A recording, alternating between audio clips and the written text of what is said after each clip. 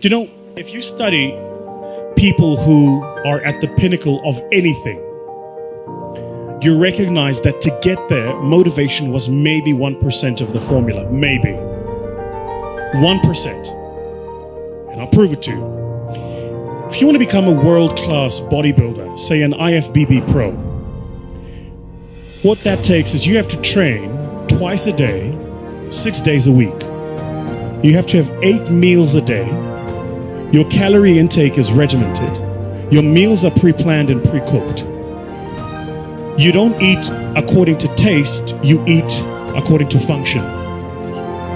So my trainer, for instance, will eat and I'm going, what are you eating? And he's having he'll have chicken that was boiled without salt. And he'll have like half a kilo of it. And what are you doing? He says, I'm taking in protein. He doesn't say I'm eating, he says, I'm taking in protein. For him, it's functional, it's not taste-based. Then, you will probably have to train for a minimum, and this is if you are a genetic phenom, you'd have to train for a minimum of 10 years before you could get on a stage and compete at an average level with an average global bodybuilder. Average. Okay. So why am I telling you this? All of us here at the beginning of a new year write these things called New Year's resolutions. And then New Year's resolutions, number 1, make more money. Yeah? Number 2, change my boyfriend. Number 3, get into shape. Yeah? Number 3, get into shape is somewhere in the top 3. So what do? You go to the gym, you get a gym membership. Yeah? You go to the local Nike store and you buy like all of your gym gear. You are motivated. You are inspired. You are going to the damn gym. You go to YouTube, you subscribe to all of the fitness channels. You go to your Instagram, you follow all of the fitness models. You are motivated. You are going to the damn gym. You're going to get in shape. That's what you're going to do. The people you're following on YouTube have been working on for a minimum of 5 years to look like that. So you have the incorrect understanding that after a month of working out, you're going to look like them. So what happens in the first month? You're excited. You go to gym every single month, and you take the pains and your body is sore, but I'm excited. I'm going to gym. Then life happens. Company doesn't make money. You don't make your targets. You fall a bit ill.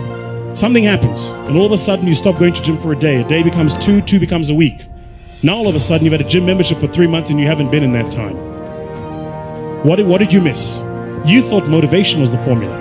Winners don't need motivation. Winners need discipline.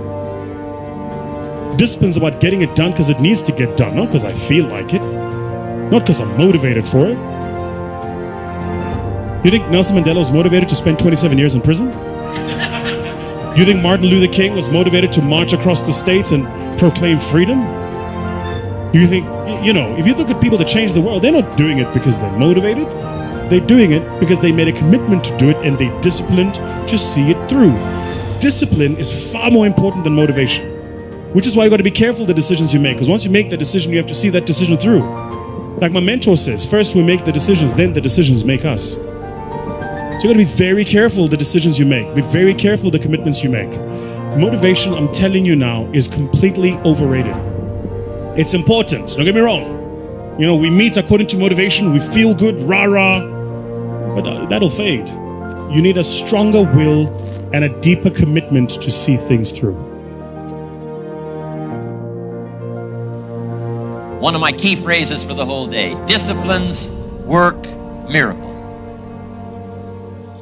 Disciplines work miracles. And here's the first piece that works miracles. Number 1, do what you can.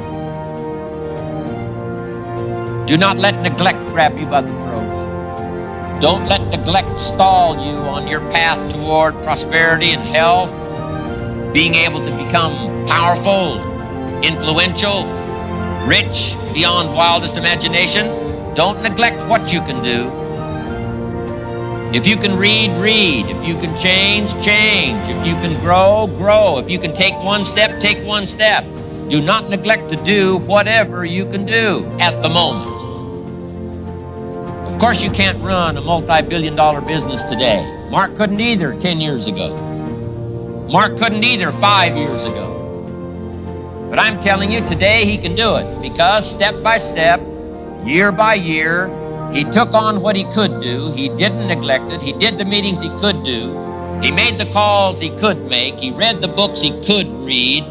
He took the classes he could take. And step by step, he got himself ready.